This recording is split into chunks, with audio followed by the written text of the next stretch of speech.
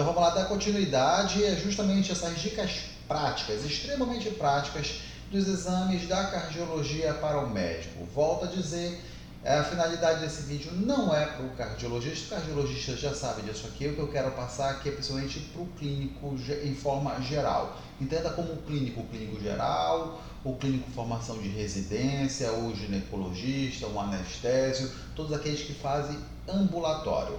Mas sem muitas delongas, bora logo direto para o assunto, que é o que interessa.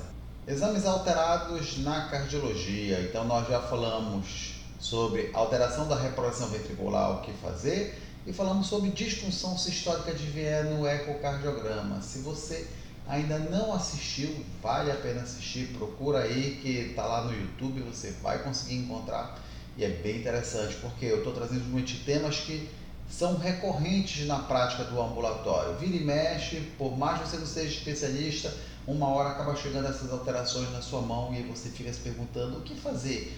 Porque, você sabe muita coisa, mas e na prática, o que fazer? A finalidade aqui é na prática mesmo, claro, vai dar um pouco de teoria, mas o principal é realmente colocar na prática. E hoje vamos falar sobre bloqueio divisional anterosuperior. Quem nunca viu isso aqui no eletrocardiograma, não é verdade? E aí você fica na dúvida, o que eu vou fazer? Então vamos aqui mostrar para vocês o que nós vamos fazer. Vamos falar sobre extrasístoles no Holter. Quem já pegou o Holter, viu muitas extrasístoles, ficou com medo do que fazer? Então pronto, vamos falar hoje. E na próxima aula nós vamos falar ainda sobre teste ergométrico positivo para isquemia. Se chegar um teste ergométrico positivo para isquemia na sua mão, o que você vai fazer? Vai mandar logo direto para o cardiologista? Mas você não vai medicar esse paciente? Qual exame que você vai pedir já para agilizar a vida desse paciente? Então, vou falar sobre isso aí também com vocês. E claro, detalhe no exame da mapa e alternativas, porque às vezes o paciente não consegue fazer mapa por várias situações, nós temos outras alternativas tão boas quanto para resolver essa questão. Mas, vamos lá. Então tá lá, você no seu consultório e você chega um eletro desse aqui para você. E aí vem falando esse monte de coisa que sinceramente eu não estou aqui para ensinar eletro, a vocês darem diagnóstico de eletro, não é isso? Diagnóstico de eletro existe vários e vários cursos aí na internet, até cursos gratuitos na internet.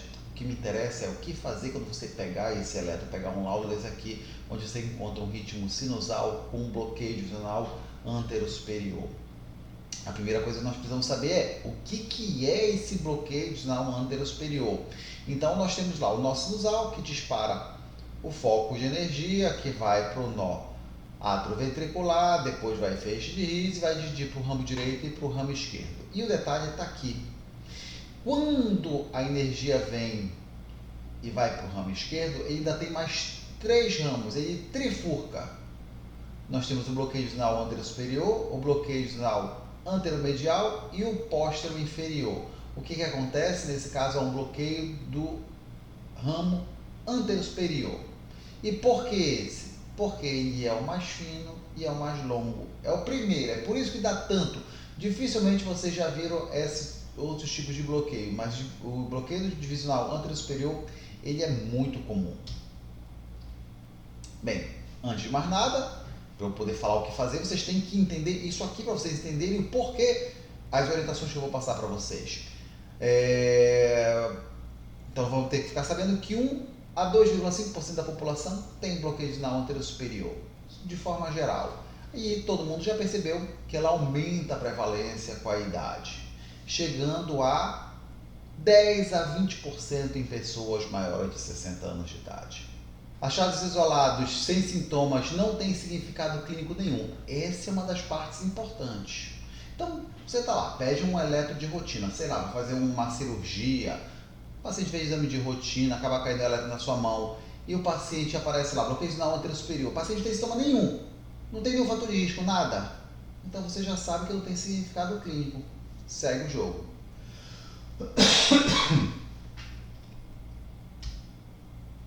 50% não tem nenhum problema cardíaco.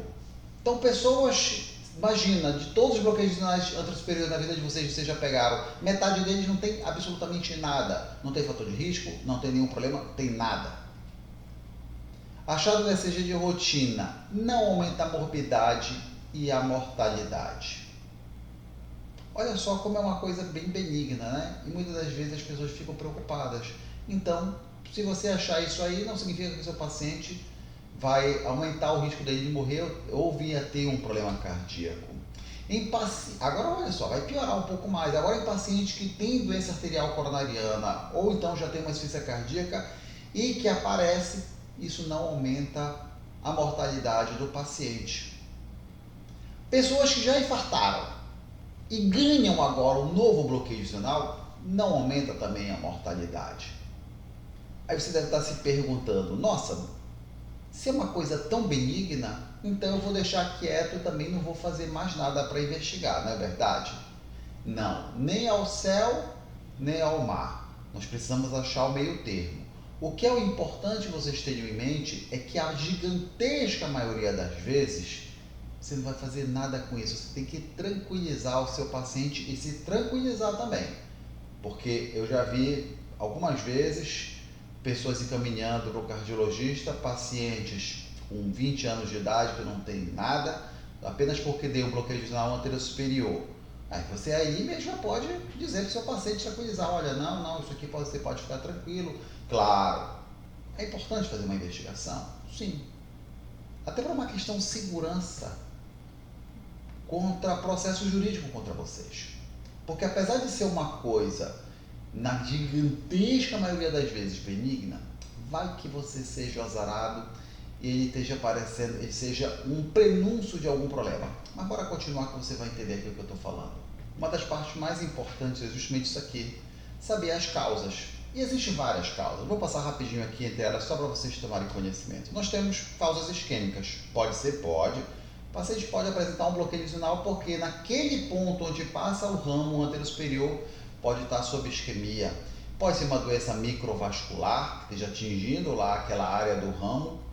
Nós podemos ter provocado isso aí por conta de miocardite, miocardiopatia dilatada, uma fibrose, seja ela porque o paciente infartou, seja porque a pessoa tem uma doença de depósito, como amiloidose, sarcoidose, pode ser doença de Chagas, pode ser valvopatias. Aí você deve estar começando a se perguntar, caramba, Cota, tu acabaste de falar que é uma coisa benigna e tu vai estar falando tudo isso aí é causa séria, né? Isso é importante. E tudo isso aí pode provocar e a maioria das vezes é benigno? Sim, a maioria das vezes é benigno, mas nós temos que pensar que existem essas possibilidades aqui também. Existem pacientes que nascem com bloqueio adicional anterior superior. Recentemente eu atendi um menino aqui que chegou comigo aqui com 11 anos de idade para fazer um eletro de rotina e estava já com bloqueio adicional anterior superior. 11 anos de idade, não tinha nada. Pode ser um fechamento cirúrgico do septo, né? Agora, a maioria das vezes é isso aqui. Hipertensão e aumento com a idade. Por que o aumento da idade? Porque ele é um ramo fino e longo. E aí você imagina o coração batendo ali 100 mil vezes por dia durante 365 dias do ano, durante 70 anos, e você vai ver ali o seu coração, sei lá, vou chutar mais ou menos um número aqui de cabeça, mais ou menos mais 2 bilhões de batidas durante a vida inteira. Então uma máquina, aquilo ali aumenta a chance daquele cabo se romper. É por isso que a gente fala que a maioria das vezes é uma situação benigna, por isso que a gente fala que vai aumentando com a idade, acima de 60 anos, em alguns estudos pode chegar a uma prevalência de 20%, só por conta da idade. A maioria das vezes, gente, é isso, tá? Então, quando chega um bloqueio adicional anterior superior na minha mão, a primeira coisa que eu vou pensar não é se ele tem isquemia, não é se ele tem uma valvopatia, não. A primeira coisa que eu vou pensar é idade e hipertensão. Claro que a gente vai aliar isso aí junto com a clínica, óbvio. Se eu vou lá escutar o paciente, eu encontro lá um sopro típico de estenose aórtica, aí é óbvio que eu vou pensar que talvez seja dessa estenose aórtica, não que a paciente com estenose aórtica, bloqueio adicional anterior superior, o aparecimento do bloqueio vai aumentar a mortalidade dele, não é isso. Mas eu já sei que tem, ou pode ser que esse bloqueio adicional seja por conta dessa estenose aórtica dele. Agora chegou a parte mais importante, não é verdade? O que fazer? Bem, se você, volta a dizer, você faz o exame físico do seu paciente, conversa com o seu paciente. A maioria das situações é essa, o paciente vai fazer um exame de rotina, pedir o eletro para ele, o paciente não tem queixa, o paciente não tem nada no exame físico, vamos dizer ali, no máximo ele tem uma hipertensão, a hipertensão dele está controlada, e aí você encontra um bloqueio adicional anterior superior. Você vai avançar na investigação? Não, gente. Não vale a pena. Olha o gasto que você vai ter com o paciente. É importante você suspeitar de alguma coisa durante a história, o exame físico. Agora, chega o paciente e diz assim, não, doutor, eu tenho plano de saúde, pode pedir aí tudo que é exame.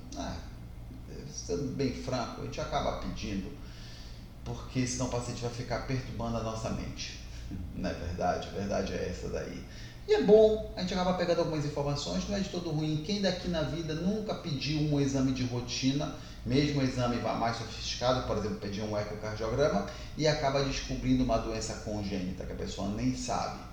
De repente ela tem lá uma CIA que não deu para escutar, mas essa CIA está fazendo o átrio direito crescer, né? Então, vale a pena? Vale, mas não é obrigatório. Quero que vocês entendam isso, que a chance de vocês encontrarem é muito, muito, muito remota.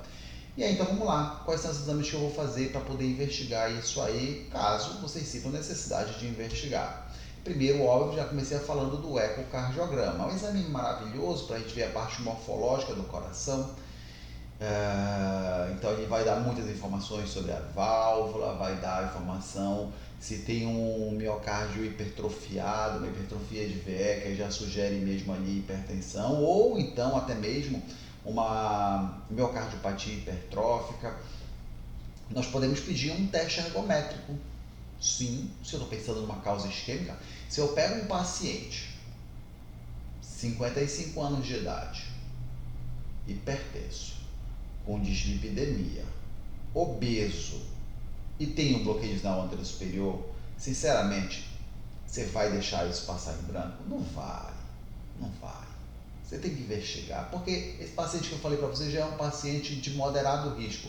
Não é nem tanto pelo bloqueio divisional, é mais porque ele já é um paciente de moderado risco cardiovascular. Eu tenho um dado a mais, que seria o bloqueio divisional para avançar nessa investigação para a presença de isquemia.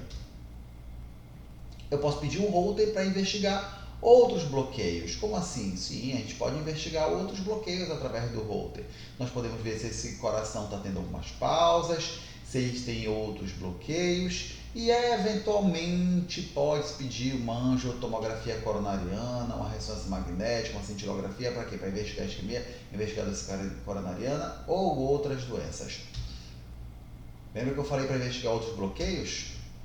Isso aqui, ó.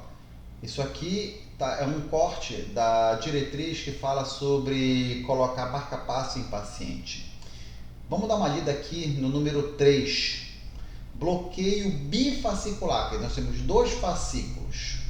Associado ou não com BAV de primeiro grau. Aí já seria um bloqueio trifascicular, né? Já seriam 3 fascículos. Com episódios de síncope. Isso é importante, essa palavra, episódio de síncope, sem prova da existência de BAV total. Paroxística, quer dizer, acontece, dá e some, tendo sido afastado outras causas para os sintomas. Esse paciente tem indicação classe 2 para uso de marca-passo. Mas olha só, bloqueio divisional vai colocar marca-passo? Não, ele tem que ter um bloqueio divisional, por exemplo, mais um bloqueio do ramo direito. Aí ele tem que vir ou não ali com BAV de primeiro grau, mas ele tem que ter síncope. Se ele tiver o bloqueio divisional, o bloqueio de ramo direito e o BAV de primeiro grau, ele ganha marca-passo? Não, ele tem que ter síncope. Não pode ter bloqueio BAV total, porque BAV total aí já tem indicação praticamente, né? Paroxística. Investigou tudo, não acha os sintomas, então a gente trata os sintomas, beleza? Então tem situações, de repente você está lá com um paciente no seu consultório que está reclamando de episódio de síncope, e aí você encontra no eletro-DEI um bloqueio na anterior superior, essa é uma hora que você tem que pedir o Holter.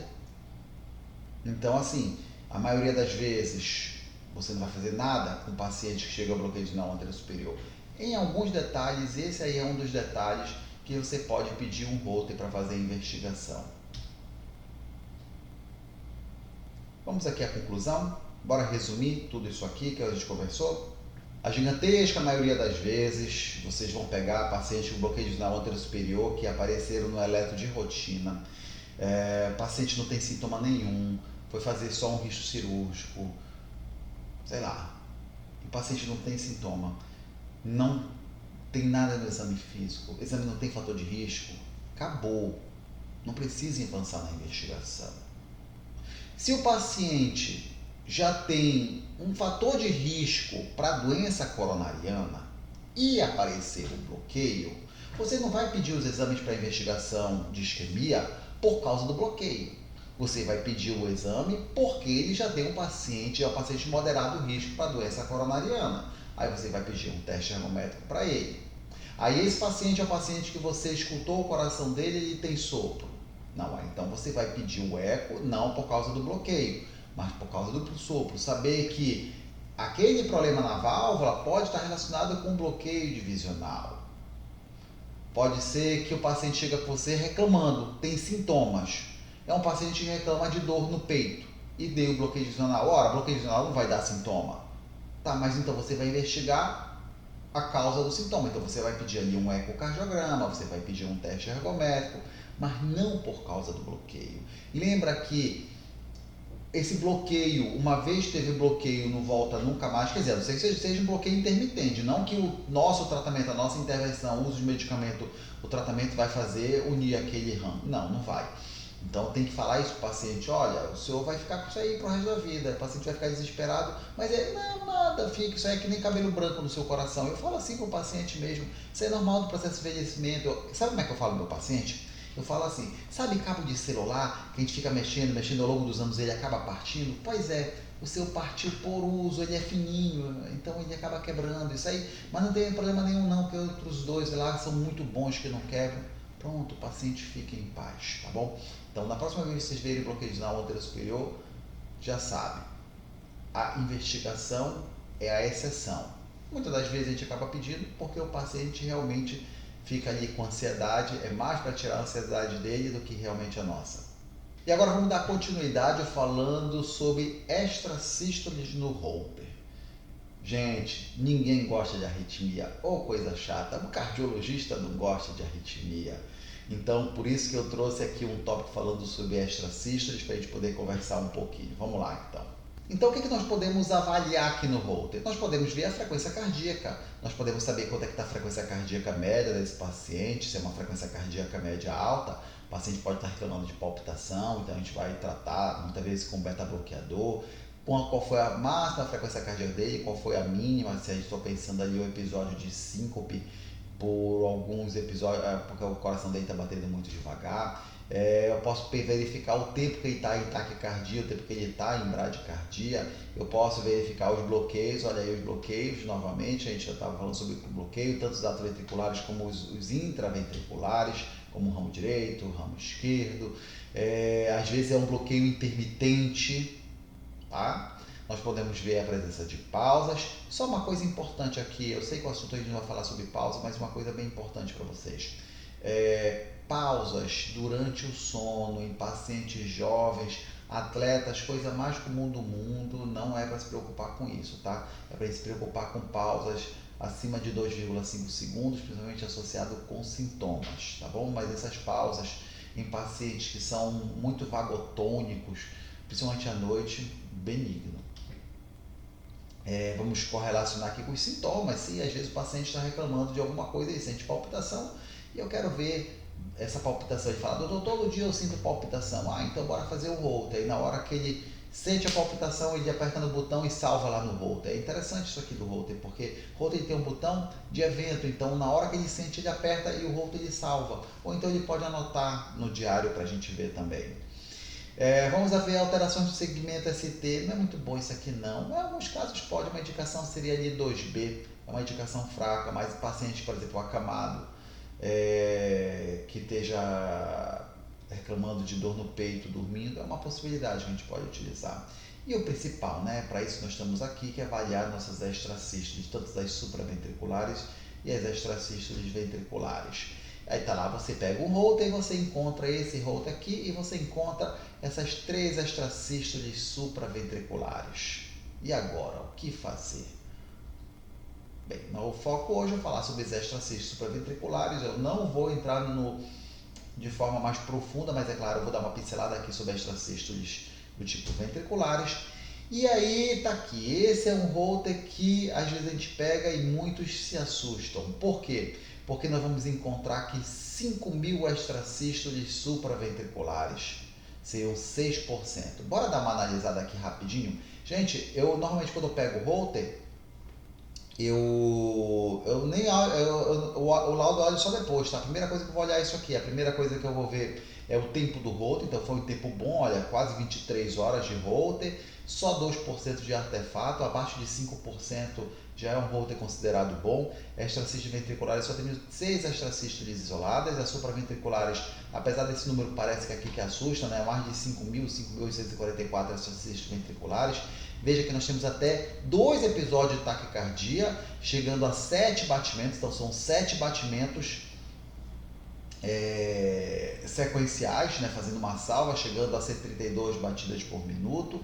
A frequência cardíaca mínima, máxima e média aqui está muito legal. Lembrando que a frequência cardíaca durante o sono ela é considerada normal acima de 40, então aqui ele devia estar dormindo, 22,44, chegou a 53 normal, a média está muito boa de 75 e 106, que é a coisa mais comum. A gente andando, conversando, pode muito bem chegar nisso aqui. Não teve nenhuma pausa e nenhuma alteração do segmento ST. Mas vamos falar no que é importante, que é falar sobre essas extrasístoles supraventriculares. O que você pretende tratar? As arritmias ou o paciente? Então vamos lá começar a avaliação aqui. Então, para que o Holter ele serve? Então, o Holter ele vai avaliar várias coisas. Ele vai avaliar a sua frequência cardíaca, a sua também, né, dos pacientes. Então, vai ver a frequência cardíaca. O que são os dados da frequência cardíaca importantes nós vamos ter? Nós vamos poder avaliar a frequência cardíaca média, saber se esse paciente está com uma frequência cardíaca boa. Então, às vezes a média dele está muito alta, às vezes a frequência cardíaca dele média está acima de 100 já. Qual foi a máxima, qual foi a mínima, saber se tem uma frequência cardíaca muito baixa, pode estar, por exemplo, justificando episódios de síncope do paciente. O tempo que ele passou em taquicardia, aquele tempo que ele passou em bradicardia, nós podemos aproveitar para avaliar os bloqueios, já falamos dos bloqueios, né? Tanto os atroventriculares como os intraventriculares. Presenças de pausa. Uma coisa aqui importante, por falar em pausa, agora dar uma pausa aqui rapidinho para explicar uma coisa para vocês. Muitas das vezes, o médico não cardiologista, quando ele encontra lá no Holter escrito pausas, ele já se assusta. Gente, existem situações que as pausas são muito comuns, vamos dizer, normais e até esperado. Quer ver uma situação dessa? Então, quando você pegar um paciente que no Holter deu pausa, essas pausas acontecem de madrugada ele dormindo. É um paciente atleta, é um paciente magro. Normalmente aquele paciente vagotônico, ele faz realmente pausas superiores a 2,5 segundos. Em alguns Holters eles vão colocar como 2 segundos, alguns Holters vão colocar como 2,5. Então, esse é o tipo da pausa que não é para você se preocupar. Agora, se ele está trabalhando, está lá no dia a dia dele, ele está acordado e tem pausa, aí talvez já vale a investigação. Mas as pausas durante o sono, esquece, tá bom? Isso aqui foi só uma pincelada aqui sobre pausa. É interessante para a gente fazer a correlação com os sintomas. O Holter ele tem um botão chamado botão de evento e o paciente reclama da seguinte forma: doutor, todo dia eu sinto palpitação. Todo dia. Então eu vou pedir Holter porque em 24 horas, se ele sente todo dia, naquelas 24 horas vai dar. Ele sente a palpitação, ele aperta no botão de evento, o Holter ele marca aquele momento que ele sentiu aquela palpitação, ou então ele escreve lá no diário. A gente consegue correlacionar. Grande maioria das vezes vai ser o quê? Vai ser traçado normal, vai ser uma taquicardia sinusal, mas às vezes em quando aparece lá umas extrasístoles, às vezes aparecem umas taquicardias lá, supraventriculares, até taquicardia ventricular. Então ele é interessante para a gente poder ver esses sintomas do paciente. Alteração do segmento ST, não é muito bom não. Assim, tem uma indicação muito fraca, uma indicação ali 2B, em alguns casos bem específicos, tipo um paciente que eu suspeito que ele está com dor no peito, ele está dormindo, está com dor no peito e ele não tem condições nesse momento de fazer, por exemplo, um teste termométrico para investigar a isquemia, o ecocardiograma dele dá normal, então pronto, a gente pode pedir para isso aí, mas não é a melhor opção não, tem coisas bem melhores, mas errado não estaria. Agora, claro, o principal é esse aqui, extracístoles supraventriculares e ventriculares vai ser o foco principal aqui do que eu vou falar com vocês. Eu só comecei aqui porque tem muita gente que não está familiarizado com o Holter, então eu dei uma visão geral aqui rapidinho sobre o Holter para vocês. Então agora vamos entrar no assunto propriamente dito, né? Você chega lá e vamos falar um pouquinho sobre o Holter, especificamente sobre extracístoles supraventriculares. Vou dar uma pincelada ali de leve sobre extracístoles ventriculares, mas eles têm algumas pequenas diferenças, então eu vou dar um foco mais nas supraventriculares, são as mais comuns. Eu acho que é uma coisa que você pode ajudar muito o seu paciente com essas informações que eu vou passar aqui para vocês. Então tá lá. Chega esse Holter. Bora analisar aqui esse Holter rapidinho?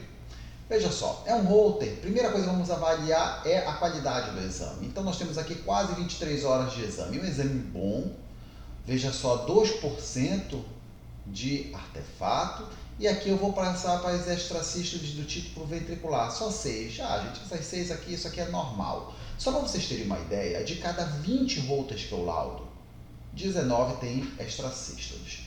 Então, se vocês forem querer tratar tudo que é extracístole, gente, não tem médico no mundo. Se a gente convocar todos os clínicos, dermatos, oftalmo, cirurgião, anestésico, não vai ter médico para tratar extracístole, tá? Então já fica aí tranquilo, porque a maioria delas a gente não vai fazer nada, a gente vai só ficar acompanhando.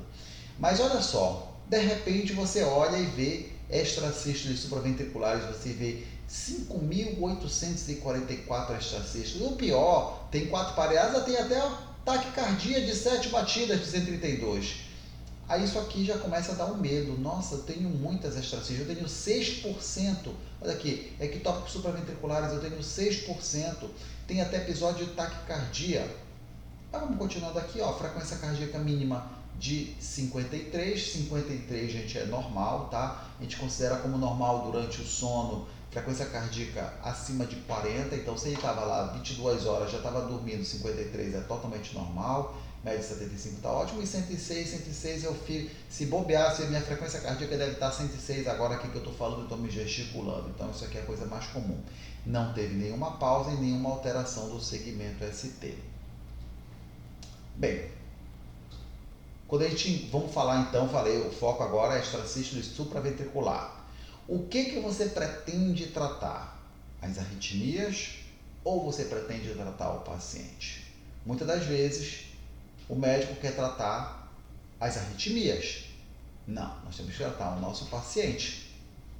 Limpar o Holter não reduz mortalidade. Então, se você tem o paciente está lá com 6%, o paciente está lá com 30% de extracístoles supraventriculares. O fato de você diminuir essa densidade não diminui a mortalidade do paciente. Mas a gente vai falar um pouco mais sobre isso aqui, calma lá. Você quer tratar sintomas? Opa, aí tudo bem, tratar sintoma é uma boa. Porque às vezes esse paciente que está aí com 6% de extracístoles, que não tem porquê, vou logo adiantar aqui, não tem porquê a gente tratar, esse paciente tem porquê passar antiarrítmico, nada. Quando eu digo tratar, gente, entenda por favor, passar antiarrítmico para o paciente, tá bom? Tratar, a gente vai tratar, mas não passar antiarrítmico. Ele, apesar de não aumentar a mortalidade, não trazer nenhuma complicação para ele, mas esses sintomas incomodam muito. É como eu falo, que nem cólica menstrual, eu falo assim mesmo para meus pacientes, olha, isso aqui é que nem cólica menstrual, não mata, mas incomoda muito. E muitas vezes a gente passa remédio para aliviar as cólicas da paciente. Então muitas vezes a gente passa remédio aqui para aliviar essas palpitações que o paciente está tendo. Agora sim, aqui começa a ficar interessante. Nós temos que achar a causa. Por que dessas extracístoles? Então nós podemos investigar os estimulantes dessas extracístoles, descongestionante nasal. Gente, tem gente que pega os Nelsoro da vida e dá um jato no nariz. O uso de cafeína, e quando a gente fala aqui cafeína, é qualquer coisa que tenha cafeína, pode ser café, pode ser os energéticos, pode ser chá, guaraná, fórmula para emagrecer. Essas fórmulas para emagrecer colocam às vezes cafeína, colocam lá até hormônio da tireoide. Medicamentos, como já falei, às vezes é o paciente que está fazendo uso de levotiroxina numa dose acima do normal. Ansiedade, eu já tive aumento das minhas extracístoles por conta de ansiedade. Doença da tireoide, já falei, tireoide, ou coisa boa para provocar também extracistos é alterações da tireoide, hipertireoidismo. Apneia do sono, muito comum e está crescendo muito. As pessoas estão ficando obesas, aumentando a quantidade de apneia do sono e isso aumenta o número também dessas extracistos. Então, veja, o nosso foco aqui é achar a causa, tratar a causa. Se você quer tratar a extracisto supraventricular, o seu foco é tratar a causa, não tratar a consequência. Extracístoles supraventriculares isoladas, pareadas e com taquicardia não sustentada. O que seriam taquicardias supraventriculares não sustentadas? É aquelas que têm menos do que 30 segundos. Passou de 30 segundos, é dita sustentada. Olha só, essa parte que é importante. Não provocam taquicardia e miopatias, quer dizer, não vai haver alteração estrutural do seu coração. Mas qual minha paciente está com 40% de extracístole supraventricular. Não tem que diminuir? Não, não tem. Você tem que achar a causa. Você tem que acompanhar o paciente. O fato de você diminuir, querer limpar o Holter, não vai diminuir episódio de taquicardiopatia. Por quê? Porque não provoca taquicardiopatia.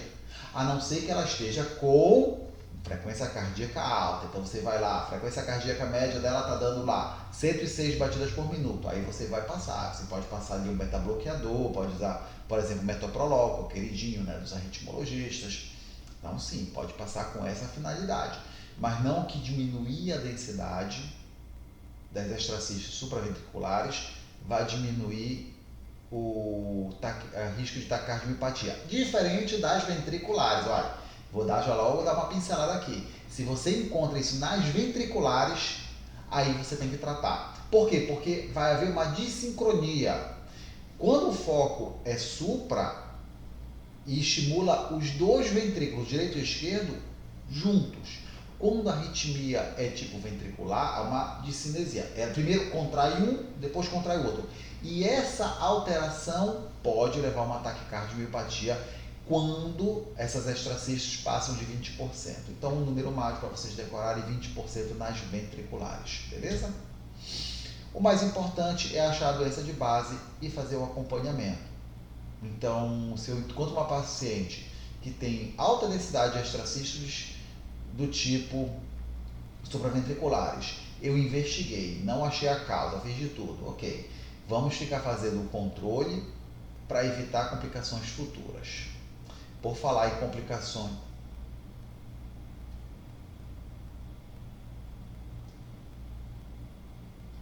então, por falar em complicações futuras, quais seriam essas complicações futuras? O paciente que tem essas extracistos supraventriculares, ela pode ter uma doença de base que aumenta o risco de ter fibrilação atrial. Aí sim, mas veja, não é que a extracisto supraventricular provoca FA. É que a mesma doença que provoca o aumento da densidade das extracistos supraventriculares é a mesma que provoca FA. Então você tem que ficar monitorando essa situação, tá bom? Por isso a importância do acompanhamento, até para evitar o AVC no paciente. Eu sempre falo para meus pacientes da seguinte forma: olha, quando você te encontra as arritmias no Holter, né, quando o paciente chega comigo reclamando de arritmia, eu sempre falo, olha, nós temos que investigar os 4 passos da arritmia. O primeiro passo é saber se ela é maligna. Então nós já vimos que as extracistos supraventriculares, elas não são malignas, então aí você já descarta. O segundo passo, ela vai poder provocar uma taquicardiopatia?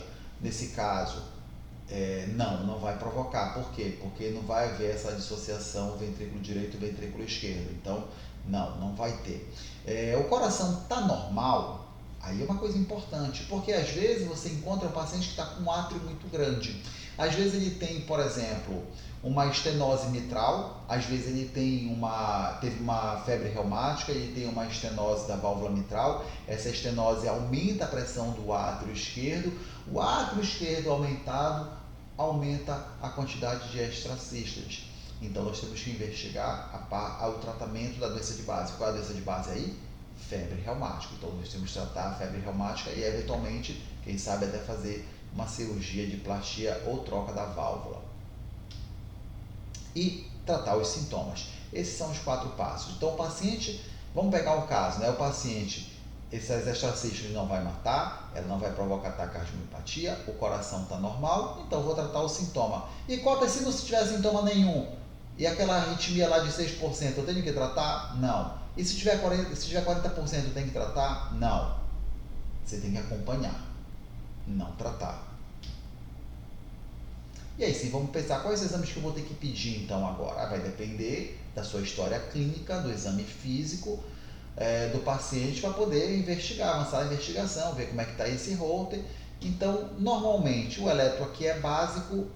Os exames de laboratório, para que eu vou pedir exame de laboratório? Não vou pedir o exame de rotina, né? Normal, isso aí todo médico vai pedir, mas não podemos esquecer os hormônios da tireoide. Lembra que eu falei que a tireoide pode provocar? Eventualmente a gente pode pedir uma ultrassom da tireoide, está pensando em uma tireoidite de Hashimoto? Sim, é possível a gente pensar. Ah não, estou pensando aqui, tireoidite de Hashimoto, eu vou pensar então investigar os anticorpos, eu vou pedir anti-TRAB, anti-TPO, é uma possibilidade. Nós vamos pedir um ecocardiograma transtorácico, esse aqui é um exame importante, tá?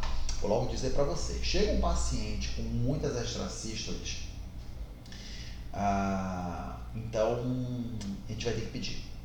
Vou logo dizer, já peça para o seu paciente, seja para você ver, ou se você não sentir segurança e quiser encaminhar para o cardiologista vai pedir. Então, se quiser facilitar a vida do seu paciente, peça. Lembra que eu falei do tamanho do átrio, ver a válvula, ver como é que está ali a estrutura do coração, e isso aqui é super importante. Já falei aqui, átrio, valvopatias, pode ser uma disfunção sistólica lá do ventrículo. Pode pedir também um teste ergométrico para saber se tem, lembrei agora, um teste ergométrico para saber como é que se comporta essas extrasístoles, né? A gente sabe que essas extrasístoles, muitas delas diminuem com a medida do esforço, que mostra uma benignidade. E quais são as dúvidas frequentes que sempre aparecem? Vamos lá. O paciente vai perguntar para você, doutor, isso aqui vai me matar? Aí você vai dizer para ele, não, isso aqui não vai lhe matar. Isso aqui pode até aumentar a quantidade que não vai lhe matar. Tem que tranquilizar o paciente.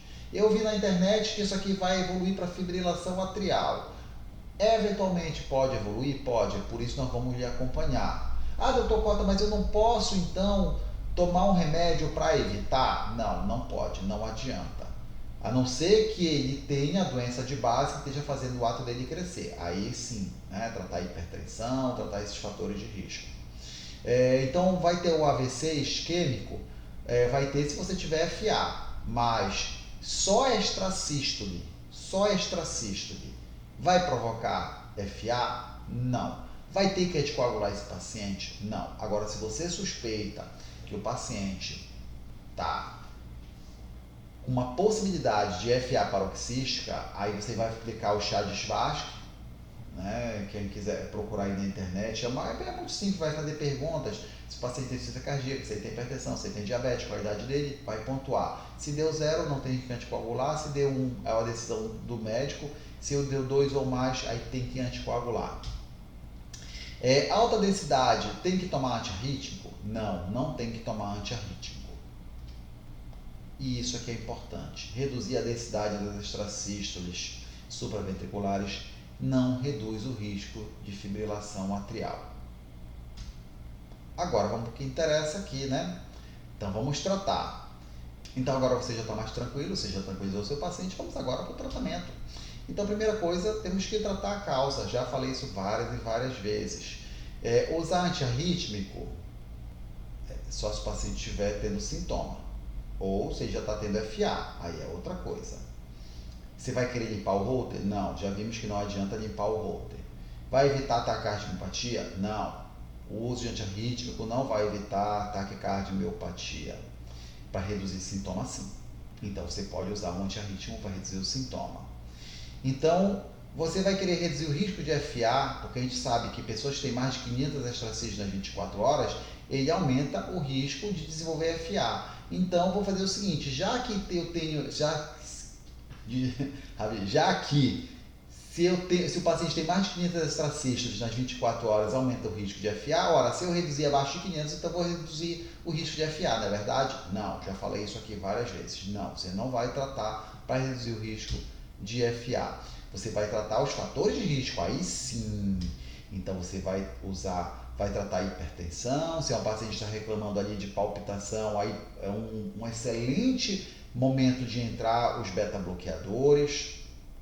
Tem que tratar a obesidade, tem que tratar a apneia do sono. Aí sim, você vai tratar os fatores de risco que aumentam essas extrasístoles e as complicações. E claro, tratar a cardiopatia estrutural, caso ele venha a ter.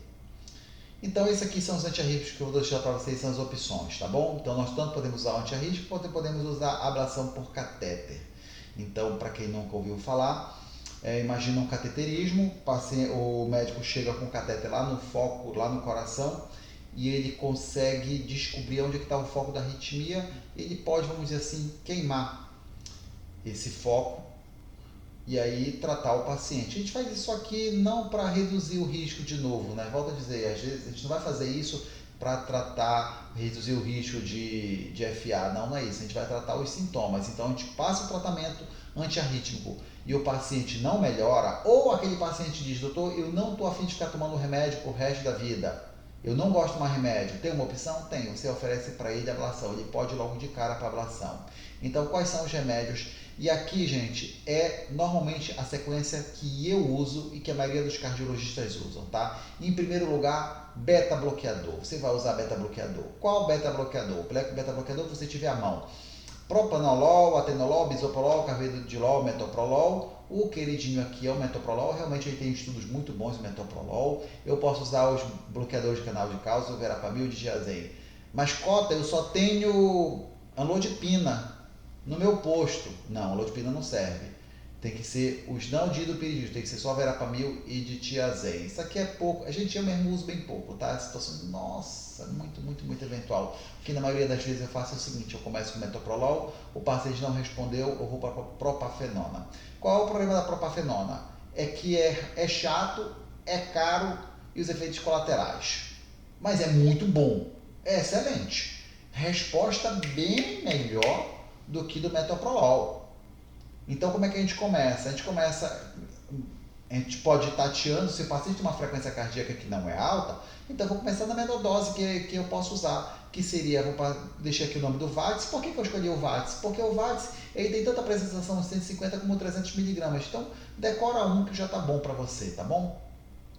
Mas nós temos também ritmonorme, outras opções, mas esse é legal porque tem as duas apresentações. Então eu começo com 150 de VATS, 2 vezes ao dia. Eventualmente eu posso chegar na dose máxima? Posso. Qual seria a dose máxima? 300 miligramas 3 vezes ao dia, que daria 900 miligramas por dia. É bem raro chegar nessa dose, tá? É bem raro mesmo.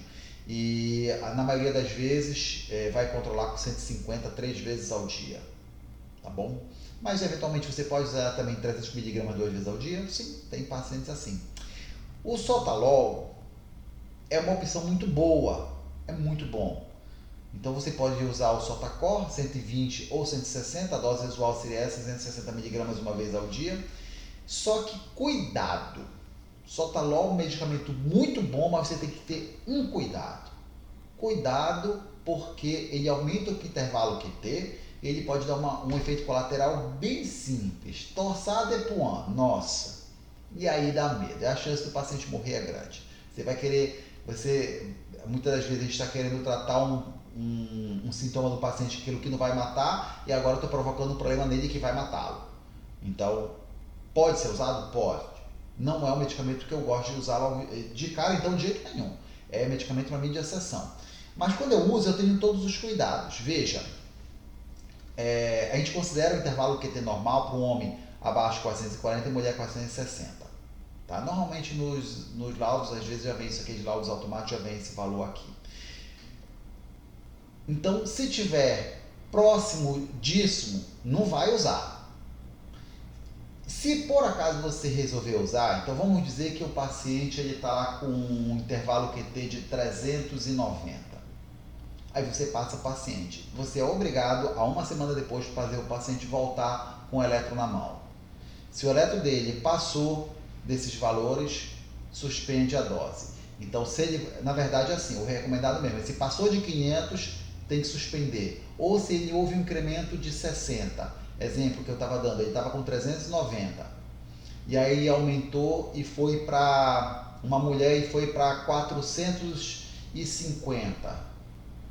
Pois é, deu 60 ali na trave, então vocês têm que suspender. Poxa, mas não chegou para ser 60, mas aumentou 60 milissegundos, então já tem que suspender. A mildarona, top dos tops, né, da arritmia, com certeza, como a gente fala aqui, isso aqui é a bala de canhão que a gente utiliza, mas tem muito efeito colateral, muito efeito colateral. Efeito colateral nos olhos, na pele, no pulmão, na tireoide, no fígado. Então é casos excepcionais mesmo para usar. Não é a paciente chegou com arritmia mildarona, não. Tá bom? Eventualmente você pode passar. A dose usual seria o quê? 100 mg uma vez ao dia. Eventualmente pode passar 200 mg 2 vezes ao dia. Então aqui para arrematar a história, um resumo bem rápido. Extracístoles supraventriculares.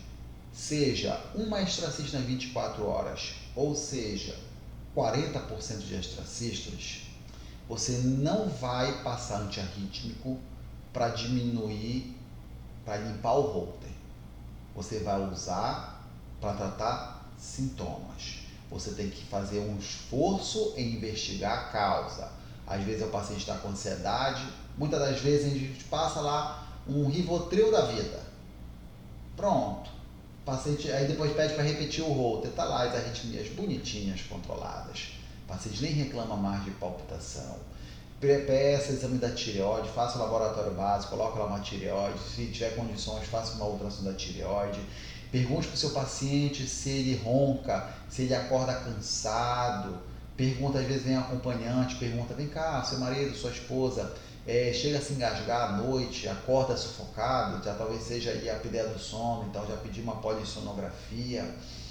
Mas o importante é isso, investigar a cardiopatia estrutural, gente. Não ficar tratando extracístoles supraventriculares mesmo em alta densidade para diminuir o risco, porque não diminui, você tem que achar a doença de base. Então, a chance, esse paciente tem um risco aumentado de ir para FA? Tem. Mas não é diminuindo a quantidade de extracísticos que vai diminuir o risco de FA. Vai diminuir o risco de FA se você achar a doença de base e tratar a doença de base. E não adianta passar também anticoagulante para esse paciente, tá bom?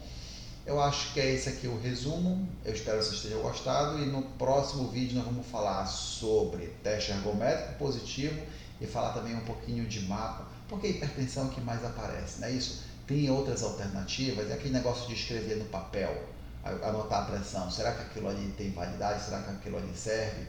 Então a gente vai conversar sobre isso aí no nosso próximo vídeo. Forte abraço, até lá!